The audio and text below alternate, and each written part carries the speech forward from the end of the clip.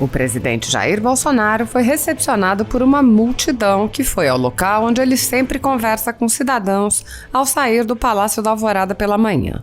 Os cidadãos, vestidos de verde e amarelo, carregavam bandeiras do Brasil e faixas de apoio ao presidente. Pelas redes sociais, o presidente disse: "Na próxima terça-feira, 7 de setembro, comemoraremos o nosso 199º aniversário da independência do Brasil.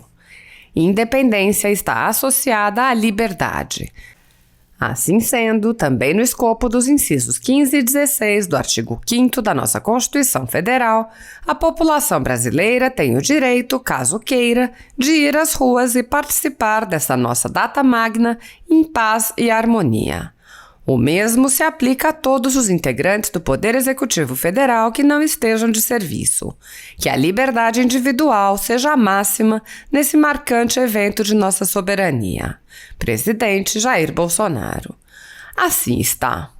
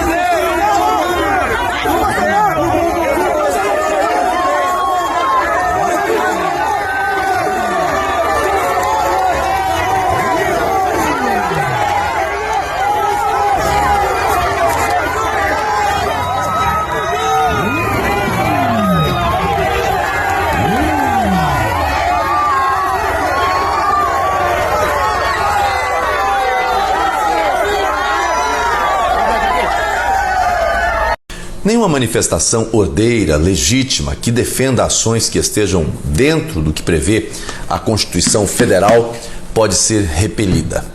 É o direito de livre manifestação. Nenhuma eventual ameaça de prisão tem sentido nessas hipóteses. Prisão é para quem comete crime, se pega em flagrante, ou nas hipóteses de prisão preventiva, que tem caráter absolutamente excepcional.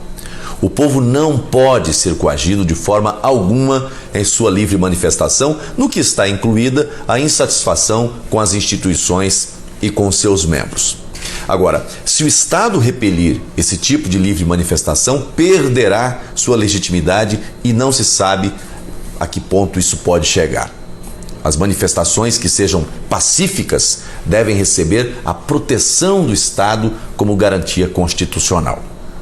Se a pauta das manifestações, por exemplo, é o processamento dos pedidos de impeachment dos ministros do Supremo, que ilegalidade ou inconstitucionalidade há nisso? Nenhuma. Se a manifestação for também pelo voto auditável, que ilicitude há nisso? As multidões que atualmente fazem manifestação no Brasil são compostas por pessoas que produzem, que geram riquezas para o país, são trabalhadores de diversos setores, empresários, profissionais liberais, produtores rurais, dentre outros setores. Muito diferente das manifestações feitas em tempos anteriores, que invadiam propriedades privadas, prédios públicos, praticavam destruição e todo tipo de vandalismo. Nunca houve uma repressão institucionalizada contra esse tipo de manifestante. Pelo contrário, eram justificados por diversos setores do poder nacional como se legítimas as manifestações que produziam destruição e punham pessoas de bem em pânico. Me assusta ver o nível de repressão que existe hoje quando as pautas ficam todas no campo das ideias e não estão envoltas em bandeiras vermelhas e com símbolos agressivos. Hoje, as manifestações são verde e amarela na busca por valores fundamentais da família e da pátria brasileira. Que Deus abençoe você. Deus abençoe o Brasil.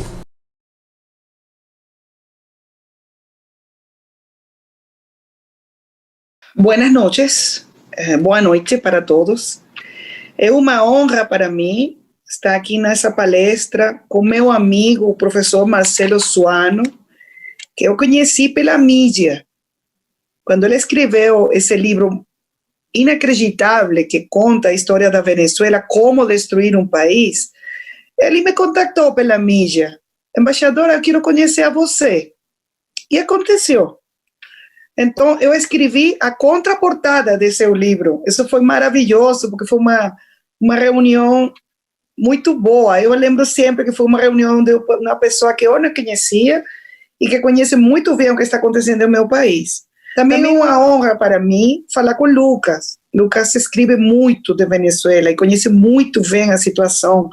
Então, eles conhecem tanto bem Venezuela que eu só aqui vou fazer uns comentários, porque eles conhecem muito bem a situação. E, por supuesto, eu quero cumprimentar ao ministro Roberto, porque a FUNAG abriu as portas para mim, não como a embaixadora, sino como a professora Maria Teresa Velanda, que eu sou. E eu agradeço muito, porque quando você é professor toda a sua vida, isso não muda. Então, para mim é uma honra que a FUNAG hoje haya feito este convite para falar sobre como destruir um país. Então, eu quero começar dizendo que como você pode destruir um país? Um país petroleiro, um país que foi o país mais rico da América Latina, que tem as maiores reservas de petróleo do mundo. Como que aconteceu que a Venezuela hoje tem 5,5 milhões de venezuelanos que tiveram que fugir porque estão morrendo de fome? Como é que 5 milhões de venezuelanos tiveram que cruzar a fronteira a pé? Só para colocar uma dimensão, a migração nossa nesse momento tem a mesma população que muitos países. Venezuelanos que caminaram uma distância que é desde Berlim hasta Madrid, buscando uma boa vida. Aqui em Brasil, temos 300 mil venezuelanos, de los quais 280 mil cruzaram a fronteira a pé, com a roupa que tinham posta e uma mala. Então, como destruir um país? O primeiro, quando as pessoas elegem nas eleições a uma pessoa que não tem capacitação para ser presidente. A destruição da Venezuela não começou com Maduro. A destruição da Venezuela começou com Chávez. Quando ele foi elegido no ano 1998, a Venezuela produzia 3.200.000 barriles de petróleo por dia. 3.200.000 barriles de petróleo por dia.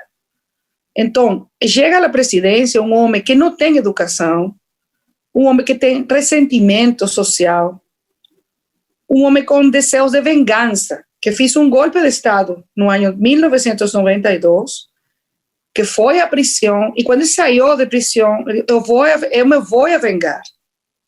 Isso foi o fato, eu me vou a vingar. E como aconteceu? Ele destruiu nosso país. Então, a primeira coisa é, se você quer destruir seu país, tem que eleger uma pessoa com as características que tive Chávez.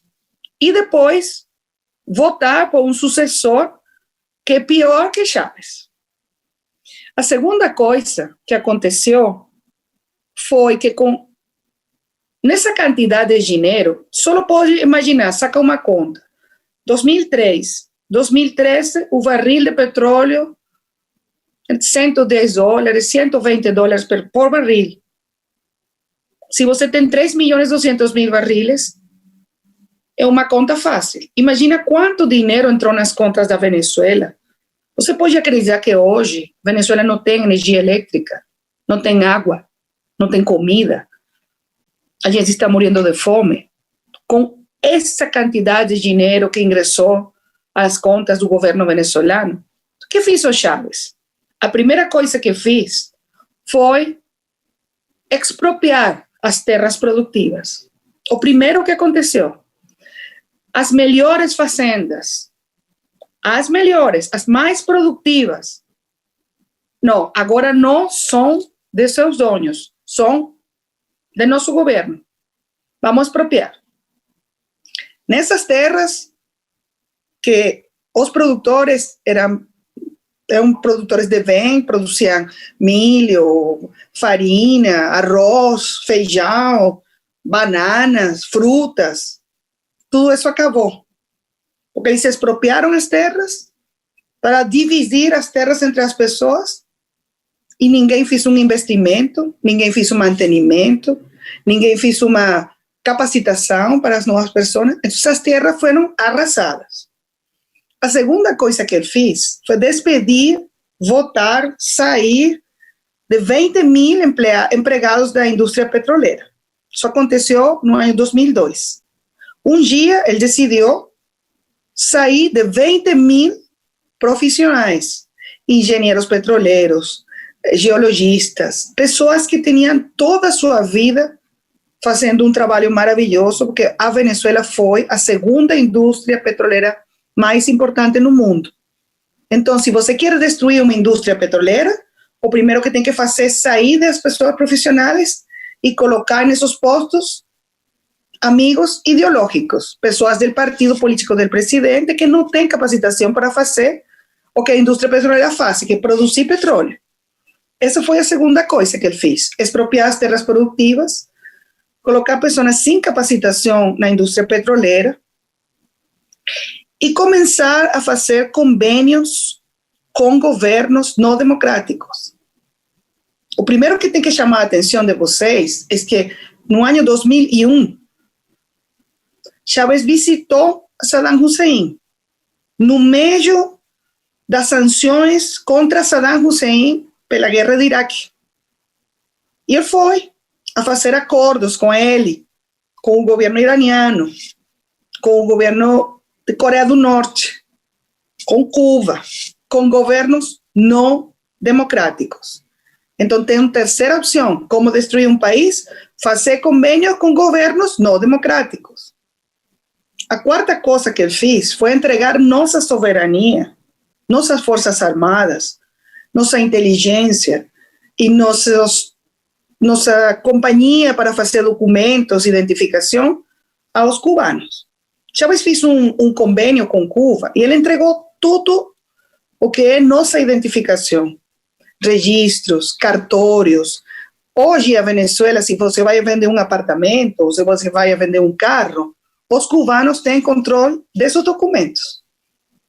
Aí tem uma quarta coisa, entregar a soberania a um governo estrangeiro. E Chávez abriu as portas para os cubanos, primeiro, e depois para outros, russos, chinos, iranianos. A outra coisa que você tem que fazer para destruir um país é regalar o dinheiro que não é sujo. Chávez recebeu tanto dinheiro, foi como quando você ganhou a loteria. Então, ele decidiu repartir o dinheiro entre os amigos. Quando você precisa, Evo Morales, aqui tem dinheiro. Quando você precisa, Rafael Correa, aqui tem. Eu te vou regalar um helicóptero. Ele regalou helicópteros das Forças Armadas aos amigos. Você regala as coisas que são suas, você não regala um patrimônio nacional. Ele fez isso. Ele fez isso. Regalou nosso dinheiro, o dinheiro dos venezuelanos, o dinheiro de PDVSA. Regalou. E também fez uma estrutura burocrática de corrupção para beneficiar as pessoas que trabalhavam com ele, que isso foi CADIV, Comissão de Administração de Divisas. Se você precisava importar uma caneta, você precisava importar um quaderno, um livro, um carro, você tinha que passar por uma empresa administrada pelo governo e ele decidia, você tem dólares ou você não tem. Aí ocorreu o maior acto de corrupção de nossa história. Outra coisa que você tem que fazer para destruir o país é administrar mal. E eles administraram muito mal os recursos porque eles regalaram, donaram e se corromperam. A outra coisa que você tem que fazer, o que ocorreu na Venezuela, foi transformar as Forças Armadas. Nossas Forças Armadas, no passado, foram Forças Armadas profissionais, formadas em democracia, subordinadas ao poder civil. O que aconteceu? Chávez mudou tudo isso, transformou a estrutura das Forças Armadas e cambiou a doutrina de emprego das Forças Armadas, de Forças Armadas profissionais a Forças Armadas revolucionárias. Agora, sua lealdade não é com a nação, sua lealdade é comigo, com o líder da revolução. Quando você tem todos esses elementos e também tem um controle total das instituições, Chávez tive controle do Tribunal Supremo de Justiça, da Assembleia Nacional, da Contraloria, Procuradoria, Direitos Humanos, todos os poderes estavam em controle de Chávez. Então, você tem aí todos esses elementos que hoje configuram a crise humanitária complexa mais grande do mundo depois de Síria, com uma diferença. Síria tem 10 anos de guerra civil. A Venezuela está destruída sem guerra civil. Tem 5 milhões e meio de venezuelanos que tiveram que fugir. Então, essa outra coisa. Você quer arruinar um país, tem que expulsar os melhores cidadãos. E eles expulsaram médicos, professores, engenheiros, enfermeiros, maestros. Essa foi a primeira migração. Os empresários, a segunda, os profissionais, e agora as pessoas que vêm para o Brasil, que são pessoas que não têm trabalho, que não têm medicinas, que não têm comida, que não têm nada, que têm que cozinhar agora com lenha, como se você vivera no século XIX, que fugiram para dar comida a seus filhos.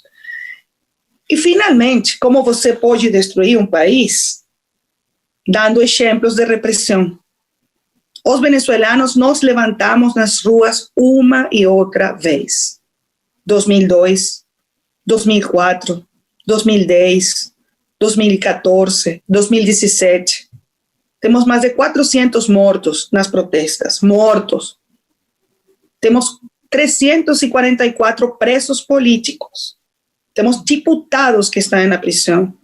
Temos deputados, temos dirigentes políticos que eles sofrem torturas. Sofrem torturas. No ano passado, eles mataram um capitão da Marinha torturado. Ele morreu depois de ser torturado. Então, assim você destrui um país. Quando você não tem respeito por as instituições, quando você não respeita a democracia, quando você não respeita a opinião dissidente, quando você coloca as pessoas na cárcel, na prisão, tortura, censura, reprime, acaba com a prensa livre, acaba com a propriedade privada, acaba com o investimento e expulsa os melhores cidadãos do seu país, você tem um país que está destruído, como está meu país agora. Então, o que eu posso falar é um chamado de alarma pela região. Tem que cuidar sua democracia. Quando os cidadãos não cuidam a democracia, acontece o que aconteceu na Venezuela. Isso que eu posso falar com vocês. Eu vou deixar hasta aqui para escutar suas perguntas. Obrigada.